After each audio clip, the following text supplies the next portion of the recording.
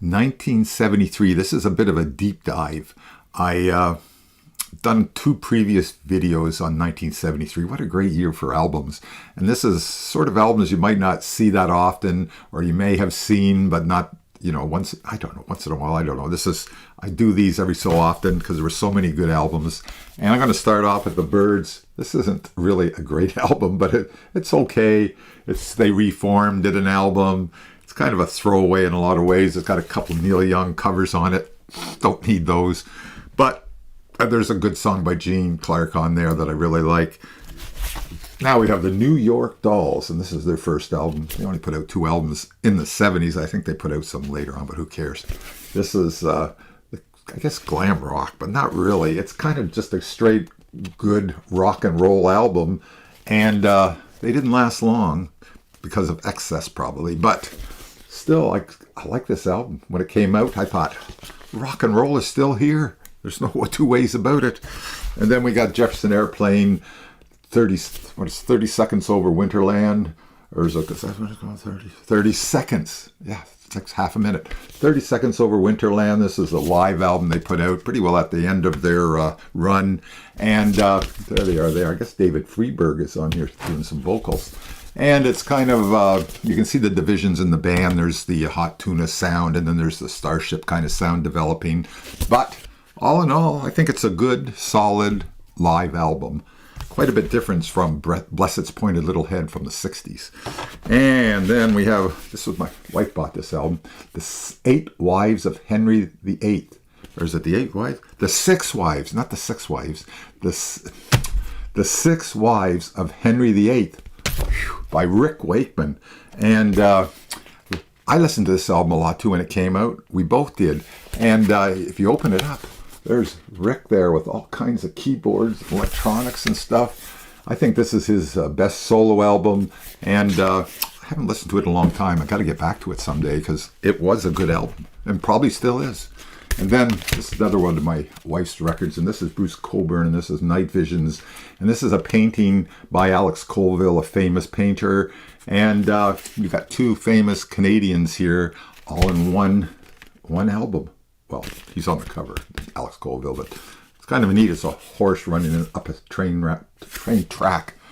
Whew, boy, sometimes. Now, these are albums that I had on record, but now I don't, of course. They're on CD. We got Moontan by Golden Earring. It's Radar Love. I mean, great little album, I think, and it can still listen to that one. And I hear they have a lot of other great albums, but this is the only one I've really heard, probably the only one I really need. Then we have Lou Reed with Berlin. This is a hard listen for most people. You either gotta love it or you're gonna really hate it because it's kind of a depressing, slow, meandering kind of Lou Reed at his, not too many people could get away with what Lou Reed did on this record. But I love it. I think it's great. It took me a long time to get into it, but now we have Paul Kossoff, and this is Kossoff with Backstreet Crawler. What a great album this is. This is definitely worth listening to if you haven't heard it. It's got a long, jammy thing on it with lots of guitar. I really like Paul Kossoff. He didn't last much longer after this, but when he was here, put out some great stuff. Then we have Lark's, what is it called? Lark's Tongue and Aspect. Wouldn't want to say that 3 times real fast. King Crimson. Not one of the ones that I really listen to that much, and I've heard them in my car with the on the thumb drive. I heard songs and I liked them, and I said someday I got to get back and listen to this full album. So that's King Crimson. And Raw Power with the Stooges, another one that's got a nice hard rock edge to it, lots of distortion and stuff going on here. I like rock that has a lot of power to it. And the Stooges, that's where they fit right into that raw power thing. And I can still listen to this one. It still pops up on my thumb drive. Got all kinds of songs on thumb drives I listen to in the car. Then we have GP by Graham Parsons. This is a twofer.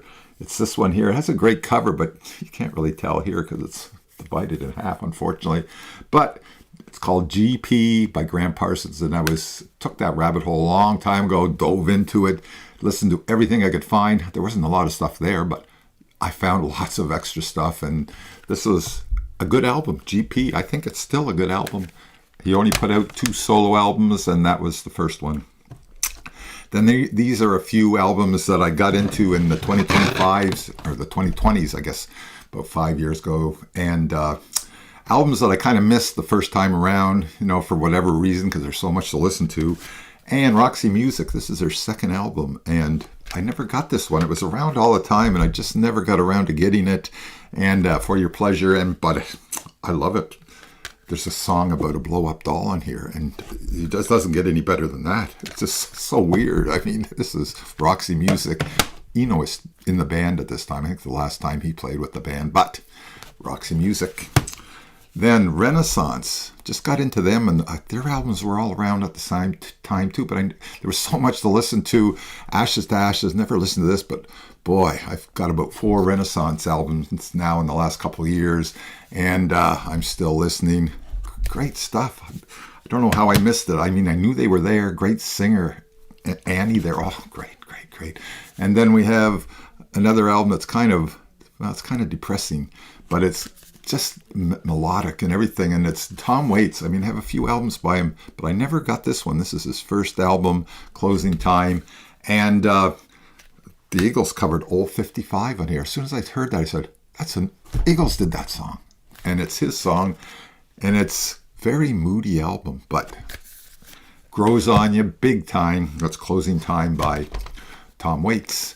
And then I have Passion Play by Jethro Tull. I mean, I had Jethro Tull albums. I just avoided this one because I heard about it, and it was like, oh God, I can't go through another Passion Play.